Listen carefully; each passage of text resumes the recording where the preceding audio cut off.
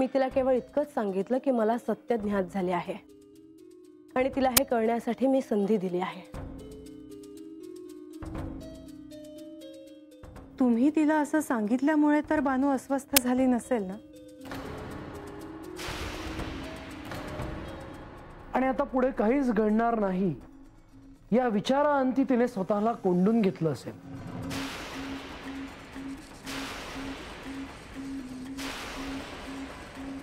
स्वाभाविक आहे, कारण ह्या क्षणी तिला अचूक अशा मार्गदर्शनाची आवश्यकता आहे. परंतु हे कोण करणार हा संभ्रम मात्र तिच्या मनात असणार. आणि ह्या विषयी ती कोणाशी स्पष्टपणे बोलूही शकत नसेल. देवी, आपला प्रयत्न हा बानूच्या हितासाठीच आहे हे लक्षात येते.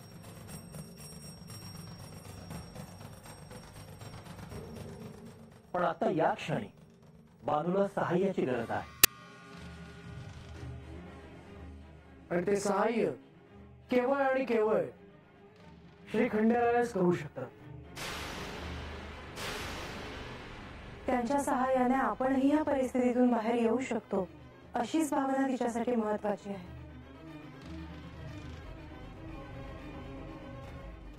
हे मला देखील पटत आहे, परंतु मी म्हाळसेच्या वचनात अडकलो आहे आणि मी दिलेले वचन मोडणार नाही.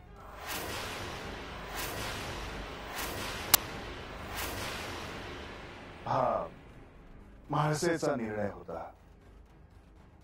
त्यामुळे जोवर म्हाळसा मला ह्या वचनातून मुक्त करत नाही तोपर्यंत मी बानूशी बोलणं अथवा तिला भेटणं हे शक्य नाही. देवा, आपण असे करू नये. आपण किमान बानूचा विचार करावा.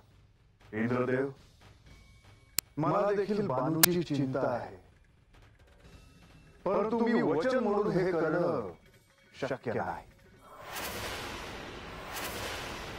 विधीने जे लिहून ठेवलं आहे त्यासाठी आपल्याला प्रतीक्षा ही करावीच लागेल.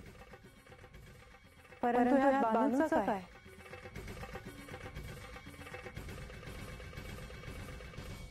देवा,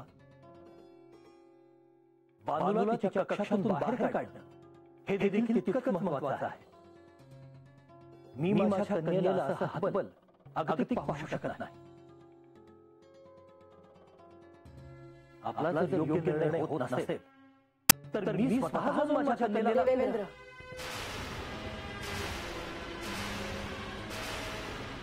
एक गोष्ट ध्यानात ठेवा.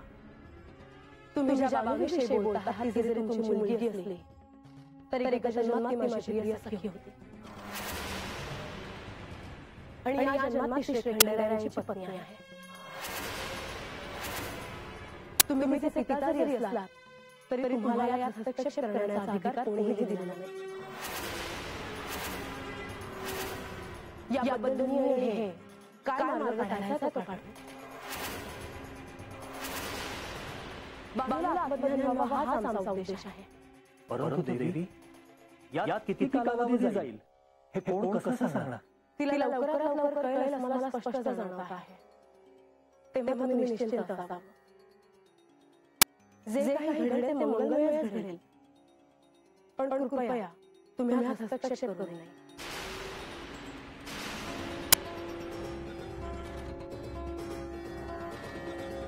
यावर मी अधिक काय बोलणार? देवी, मी केवळ आपल्याला अशी विनंती करू शकतो की बानूला यातून बाहेर काढण्याचा मार्ग म्हणून आपण ते खंडेरायांना वचनातून मुक्त करावे.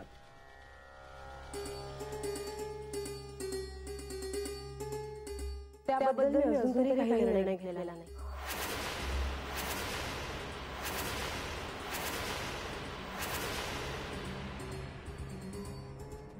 मला जे जाणून घ्यायचं होतं ते मला कळलं. माझ्या कन्येची चिंता मला अस्वस्थ करत होती, म्हणूनच मी आलो. आता आपण मला आज्ञा द्यावी.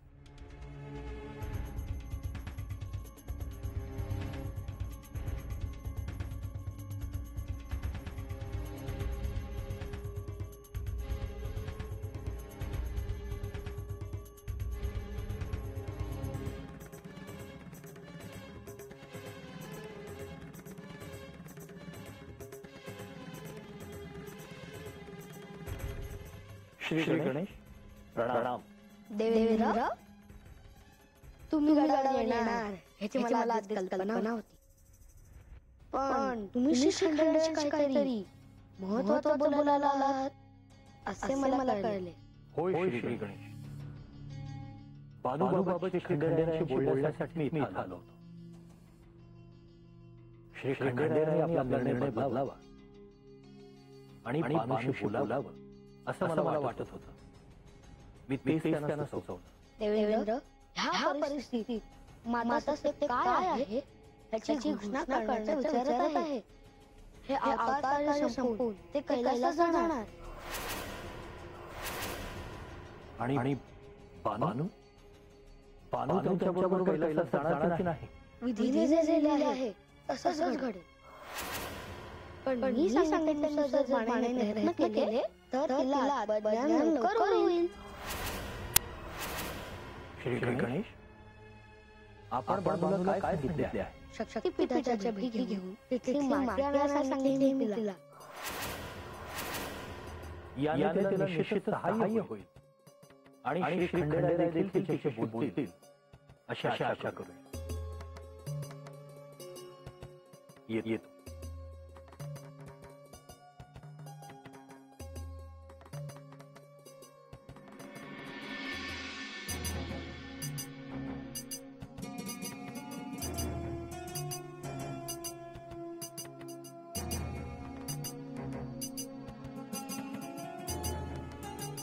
शशी,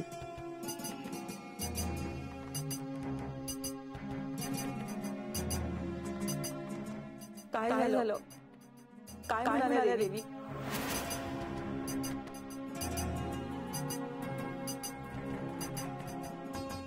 श्री खंडेराय भेटले का? हे महादेवीने बानूसमोर सत्याची घोषणा केली आहे.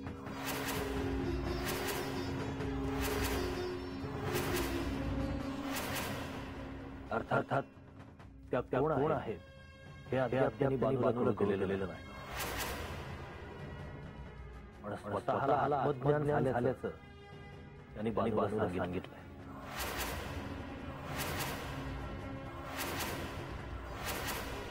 म्हणून खचून गेली माझी बानू. तिचं तरी काय चुकलं? ज्या सगळ्यासाठी आपण केला होता ते साध्य झालेलं नाहीये अजून. म्हणजे आता देवी खंडोबासनी घेऊन कैलासात जाणार का काय? त्याबाबत काही सांगणार नाही. पण या सगळ्यावर देव काय म्हणाले? श्री खंडेरायांनी बानूला भेटण्याचं वचन दिलं आहे. देव बानूला कधी भेटणार आहे? ज्या स्वतः श्री खंडेरायांनी तसे वचन दिले आहे त्या श्री खंडेराय भेटणार यात कोणतीही शंका नाही. आणि मी तसे बोललो आहे त्याच्याशी. तुम्ही आला बोलून एवढं झालं. माझ्या जीव आला बघा. बरं आता पुढे काय होईल याचे चिंतन कोणीच करू नका, कारण ते आता आपल्या हातात नाही.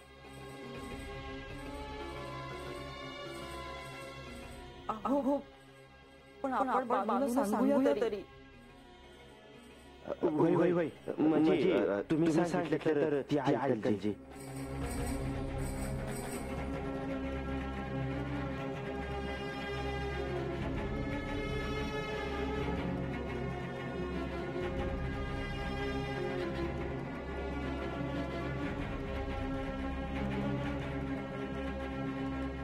बानू,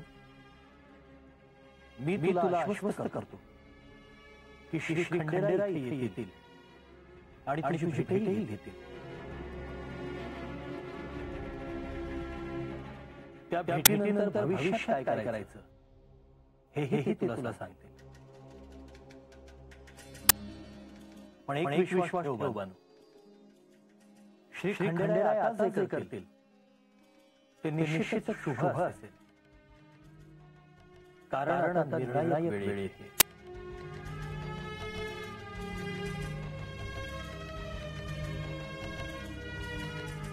तेव्हा बानू या दुःखातून स्वतःला सावरायला हवं.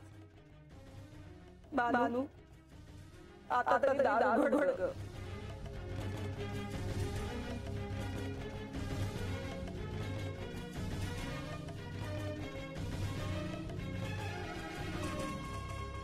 आपण प्रस्थान करूया.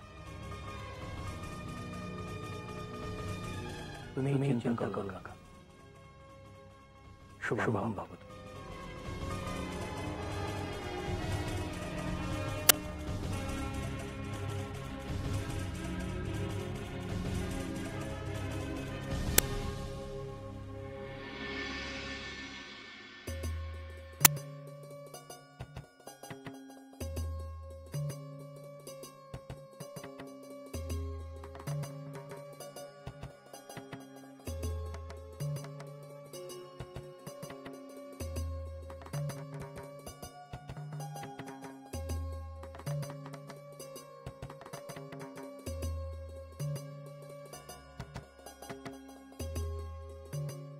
आता मी काय करावं?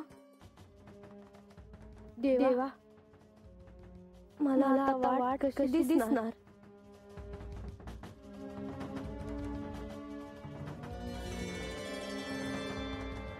बानू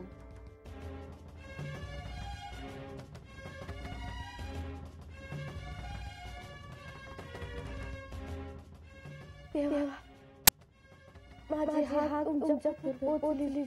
बानू मी तुला हे सांगण्यासाठी हा दृष्टांत दिला आहे की आज ब्राह्ममुहूर्तावर मी तुला भेटणार आहे. तुला शक्तिपीठाचे दर्शन व्हावे, तिथली पवित्र माती तू गोळा करावीस म्हणून मी तुला ते घेऊन जाणार आहे.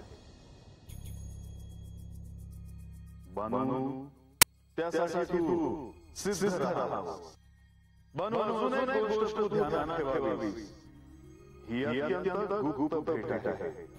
त्यामुळे त्या क्षणी तर कोणीही त्या स्थळी नसतील ह्याची तू खात्री करून घ्यावीस.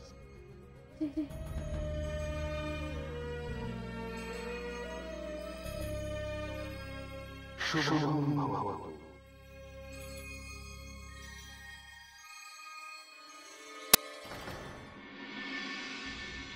इतकं सारं घडून गेलं, पण मला ठाऊक नाही की त्याच्यासाठी कोणी काय प्रयत्न केलेले आहेत.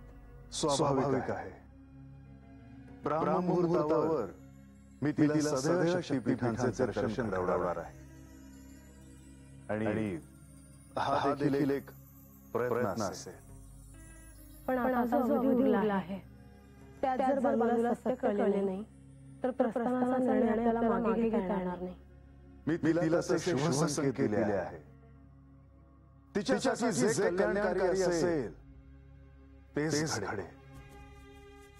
परमनियतीच्या मनात जर तिला कैलास प्राप्त व्हावा असं लिहिलं असेल तर तसं घडल्या वाचून राहणार नाही. ज्या इतके प्रयत्न करून काही घडलं नाही त्या निर्णयाची वेळ आहे. बानूला आत्मज्ञान होऊन ती आपल्यासोबत जर शिवलोकी आली तर सर्वाधिक आनंद मला होईल.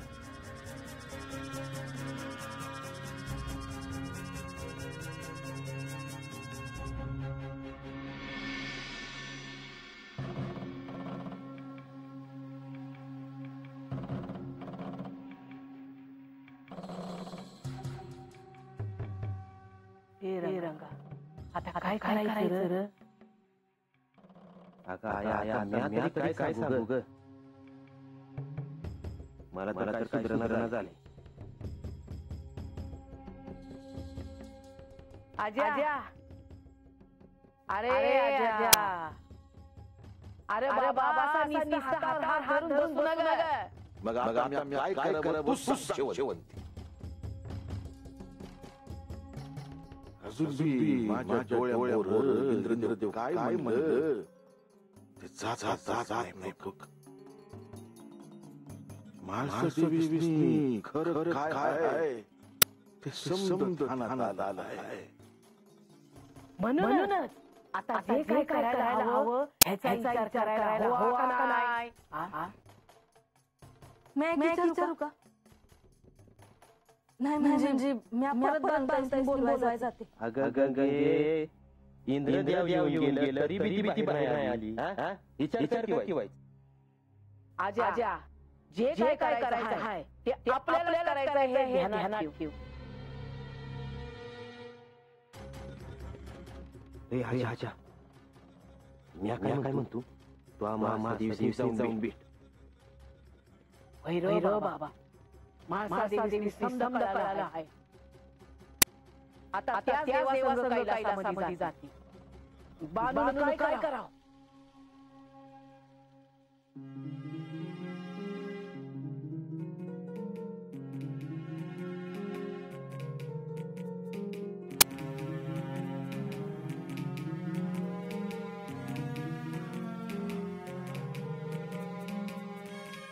आता मोहर काय करावं हे बघूया आपण. अगं गौरी, कशापायी असं वागतीयस? या बापाची तुला काळजी आहे काय? बार मला काय सुधरण झालं होतं बघ. मी आता गडावर गेले आणि माणसाताई मला म्हणल्या कथ्यास संबंध बदल झाला. मला तर वाटत होतं संबंध संपलं. आता काय करणार? देवांसंग कैलासामध्ये कशी जाणार? मला तर वाट बी दिसत नव्हती बघ काय. सैरभैर झाले होते मी. गडावर निघाले आणि तडक येऊन तेव्हा चुकून दिलं स्वतःला. आम्हास समजावं झालं.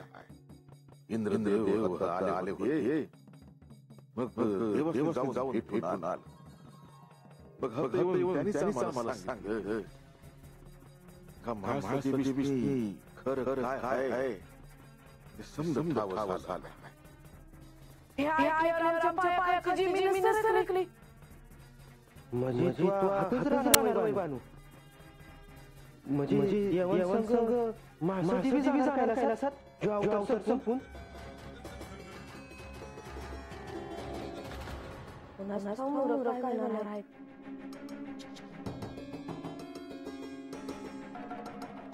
देवानी मला दृष्टांत दिला आहे बघा.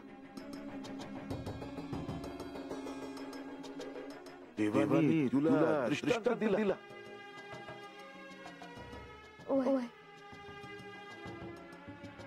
आज ब्रह्ममुहूर्तावर ते मला भेटायला येणार आहे.